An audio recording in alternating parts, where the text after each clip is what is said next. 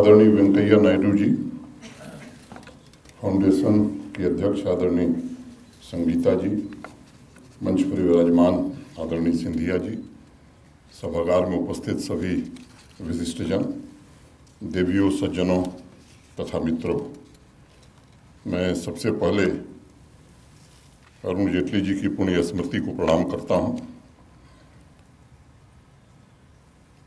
मेरा सौभाग्य है कि मुझे उनके कुछ चुनिंदा ब्लॉग्स के आधार पर बनी पुस्तक के विमोचन समारोह में सम्मिलित होने का अवसर मिला।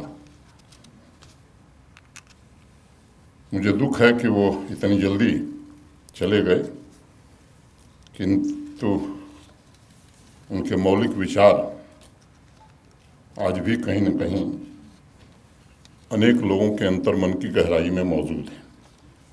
मुझे याद है जब श्रद्धेय अटल जी का देहावसान हुआ था तो उस समय अरुण जी ने जो लिखा था वो मैं उद्धृत करना चाहूँगा कि अटल जी ने संसार छोड़ दिया, लेकिन जिस नए युग का निर्माण अटल जी ने किया है वो और समृद्ध होगा।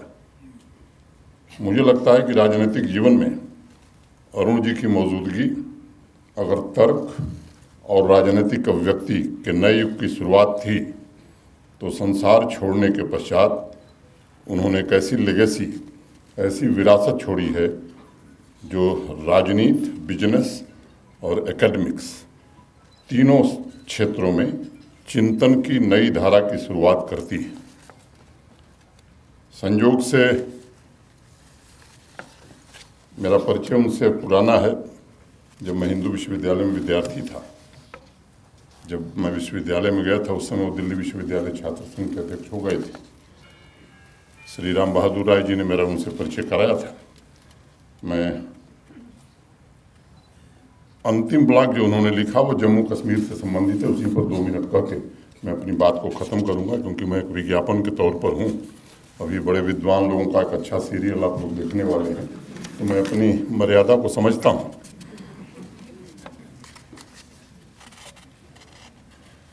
कुल 9 लेख उन्होंने लिखे हैं जम्मू कश्मीर को लेकर के। लॉ ऑफ द लैंड के तर्कों से वहाँ व्याप्त असमानता को उजागर करने, देश और दुनिया के सामने एक नया दृष्टिकोण उन्होंने रखा। 2 दिसंबर 2013 को अपने पहले ब्लॉग में उन्होंने जम्मू कश्मीर की बेटियों के साथ होने वाले भेदभाव को पूरी दुनिया के सामने प्रस्तुत किया और 6 साल बाद उनका आखिरी ब्लॉग अनुच्छेद 370 की समाप्ति पर आया। आदरणीय प्रधानमंत्री जी के संकल्पों की सिद्धि पर आया। इन 6 सालों में उन्होंने अलगाववाद, आतंकवाद जैसे अनेक विषयों को उठाया और जम्मू कश्मीर में राजनीतिक, आर्थिक तथा सामाजिक असमानता के कारणों की तह में जा करके बिल्कुल साधारण भाषा में लोगों को नए तरीके से उन कानूनी प्राविधानों और भेदभावों से परिचित कराया। अगस्त 2020 में मैं जम्मू कश्मीर में मुझे दायित्व दिया गया। आप सबको मालूम है कि अब देश के 890 केंद्रीय कानून वहाँ पर पूरी तरह से लागू हैं। जब मैं गया था तो जो भूमि कानून है, लैंड लॉज है, एक कानून था कि किसी को आर्चर लगाना है तो भी रेवेन्यू मिनिस्टर की परमिशन चाहिए और अगर काटना है तो भी परमिशन चाहिए। उस कानून को बाद में बदला गया है। ऐसे अनेक कानून थे, समय नहीं है कि मैं उसका यहाँ जिक्र करूँ। 4 दिसंबर के ब्लॉग में अरुण जी ने उन लाखों परिवारों की बात उठाई है जो 1947 में भारत आए थे, जो रिफ्यूजी देश के अन्य हिस्सों में गए थे। उन्हें संविधान के सभी अधिकार प्राप्त थे, लेकिन जो लोग जम्मू कश्मीर में सेटल हुए उन्हें 2म दर्जे का नागरिक माना जाता था। न वो प्रॉपर्टी खरीद सकते थे, न सरकारी नौकरी पा सकते थे, न ही वो पंचायत या विधानसभा में मतदान कर सकते थे। स्वीपर की बेटी या बेटा MBBS की पढ़ाई कर ले तो भी वो स्वीपर ही रह सकता था, ऐसा कानून वहाँ था। उस परिस्थिति को बयान करने में जो अरुण जी ने लिखा, बड़ी सटीक लाइन थी। और किताब जिन लोगों के पास है, पेज 350 पर उन्होंने 2 पंक्तियां लिखी हैं।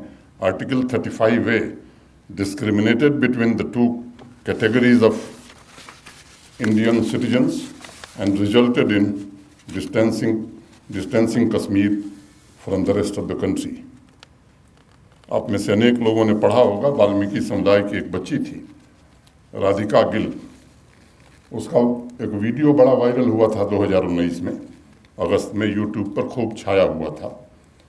वो अच्छी नौकरी के सपने बुन रही थी और PRC देने से उसे मना कर दिया गया।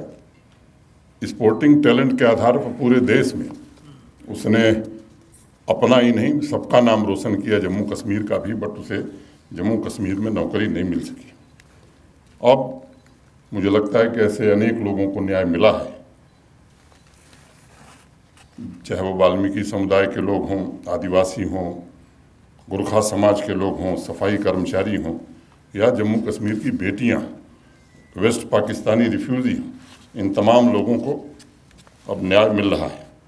अरुण जी अगर आज होते तो मैं कह सकता हूं कि इन कमज़ोर वर्गों को जो नई शक्ति मिली है, बेजुबानों को जो नई जुबान मिली है, और एक समतामूलक समाज की जो स्थापना हो रही है, निश्चित रूप से इसे देखकर उनका संवेदनशील हृदय प्रसन्न होता।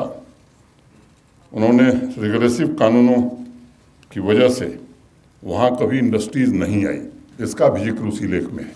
मैं केवल सूचना के तौर पर बताना चाहता हूँ कि आज़ादी के बाद से और 1.5 साल पहले तक कुल 14-15 हज़ार करोड़ रुपए का निवेश वहाँ प्राइवेट सेक्टर का था। अभी 24 अप्रैल को माननीय प्रधानमंत्री जी गए थे जम्मू, 38,080 करोड़ रुपए के इन्वेस्टमेंट की ग्राउंड ब्रेकिंग सेरेमनी उन्होंने जम्मू के पल्ली गांव में पूरा किया।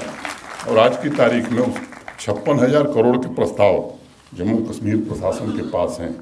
मैं उम्मीद करता हूं कि आने वाले कुछ 6-8 महीनों में इसमें काफ़ी कुछ काम आगे बढ़ गया है और ये एक बड़ी बात वहाँ के लिए होगी। वहाँ के लोगों को रोजगार भी मिलेगी। एक अदम्य और दृढ़ राजनीतिक ओजस्वी वक्ता और लेखक की भावना के जरिए उन्होंने अनेक ऐसे ब्लॉग लिखे हैं, अनेक ऐसी बातें कही हैं जिससे पूरे देश का ध्यान आकृष्ट किया है। 370 जम्मू कश्मीर को भारत से जोड़ता है और अगर वह खत्म हो गया, कुछ लोग कहते थे, तो जम्मू कश्मीर भारत से अलग हो जाएगा। मैं केवल आपको सूचनार्थ बताना चाहता हूँ। अरुण जी ने लिखा है उसमें, the argument is clearly flawed, और उनकी बात या मैं कहूँ कि उनकी भविष्यवाणी सही साबित हुई। जब पूरे देश में हर घर तिरंगा अभियान अभी चल रहा था, तो मैं बड़ी जिम्मेदारी से बात कहना चाहता हूँ कि हाथ ज़्यादा पड़ गए, तिरंगे कम पड़ रहे थे जम्मू कश्मीर में, ये स्थिति बनी है। ऐसे स्थान आप में से अनेक लोग जानते हैं जिनकी चर्चा दूसरे कारणों से होती थी। त्राल जैसे जगह में भी 10,000 नौजवान तिरंगा लेकर के भारत माता की जय के नारे लगा रहे थे। सोपैया की सड़क पर भी 8,000 लोग तिरंगा लेकर के भारत माता की जय बोल रहे थे। ये परिस्थितियां मैं समझता हूं कि आज बन सकी हैं। ये अरुण जी का स्वप्न था और मैं कह सकता हूं कि उनके व्यक्तिगत जीवन की एक बड़ी खास बात थी, राष्ट्र निर्माण में अपना पूरा जीवन उन्होंने खपा दिया और मित्रता को निभाने में मुझे लगता है कि अपना सर्वस्व अर्पित भी कर दिया। उनके लिए कभी पद बहुत महत्वपूर्ण नहीं था, व्यक्ति, समाज और राष्ट्र सर्वोपरि था। मैं मानता हूं कि देश की नई पीढ़ी के लिए उनका जीवन एक प्रेरणा स्रोत है।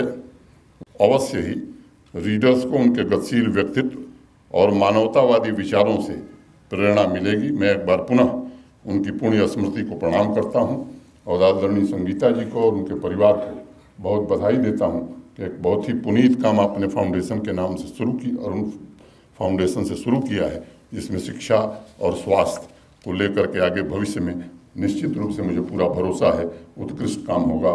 धन्यवाद। जय हिंद।